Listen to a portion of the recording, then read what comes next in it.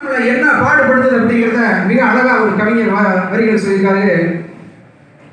ஆழையாடு புகழ்வதெல்லாம் பணத்துக்காகத்தான், பணம் அகர்ந்து விட்டால் புகழ்ந்த கூட்டம் இகழும் உன்னைத்தான்.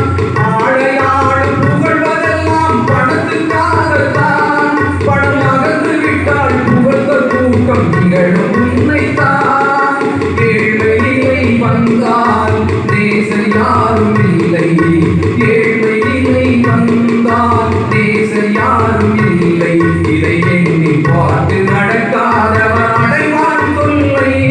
பணம் பந்தியிலே குணம் குப்பையிலே, இதை பார்த்து அறிந்து நடக்காதவர் மனிதனிலே, இழைக்கும் மனிதனிலே. இப்படி பணம் நம்மளை என்ன பாடுபடுத்துதுங்கிறத மிக அழகா சொல்லியிருக்காங்க நடுவர்களே. அடுத்து பார்த்தீங்கன்னா அண்ணன் தம்பி உறவு அப்படின்னு சொல்றாங்க. இந்த அண்ணன் தம்பி உறவு பார்த்தீங்கன்னா சின்ன குழந்தையில ஒரே டம்ளர்ல ஆடு கால டம்ளர் பாலை குடிச்சிருப்பாங்க, ஒரே வட்டல சாப்பிட்டுருப்பாங்க, ஒரே பாயை படுத்து தூங்கி இருப்பாங்க.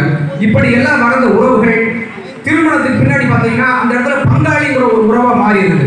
அந்த இடத்துல பார்த்தீங்கன்னா என்னோட வரப்பு உன்னோட வரப்பு, என்னோட கல் பொலிக்கல் என்னோட பொலிக்கல் உன்னோட பொலிக்கல், அந்த இடத்துல பார்த்தீங்கன்னா இன்னைக்கு அண்ணன் தம்பி உறவுகள் எல்லாம் சிதைஞ்சு போயிருது. அப்படி இருக்கிற ஒரு சூழ்நிலைகள்ல நம்மளுடைய அண்ணன் தம்பி உறவுகள் எப்படி இருக்கணும் அப்படிங்கிறத கவிஞர் வரிகளில் மிக அழகா சொல்லியிருக்காங்க. ராஜாக்கள் மாளிகையும் காணாத இன்பமடா, நாளுக்கால் மண்டபம் போல் நாங்கள் கொண்ட சொந்தமடா. ராஜாக்கள் மாளிகையும் காணாத இன்பமடா, நாளுக்கால் மண்டபம் போல் நாங்கள் கொண்ட சொந்தமடா.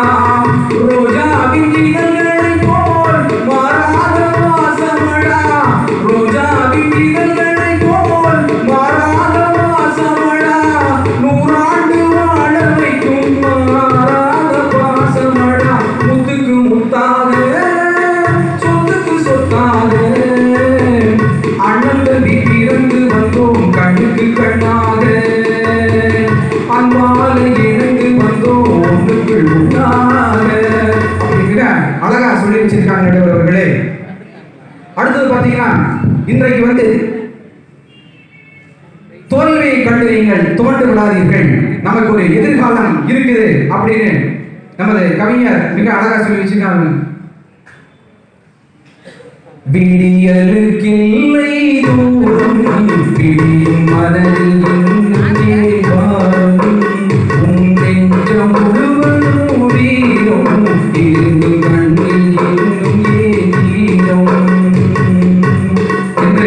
மிக அழகாக சொல்லி இப்படி பாடல்கள் ஏராளமான பாடல்கள் நம்மளை சமுதாயத்தை சீர்படுத்துகின்றன என்று கூறி நீங்கள் ஒரு நகை மதிப்பீட்டாளர் என்பது எங்களுக்கு தெரியும். இந்த பட்டிமன்றத்தில் அதே போல் நகையை மதிப்பிடுவது போல் எங்களுக்கு நல்லதொரு தீர்ப்பை வழங்க வேண்டும் என்று கூறி எங்களுக்கு வாய்ப்பளித்த உங்கள் அனைவருக்கும் நன்றி கூறி விடைபெறுகிறேன். நன்றி, வணக்கம்.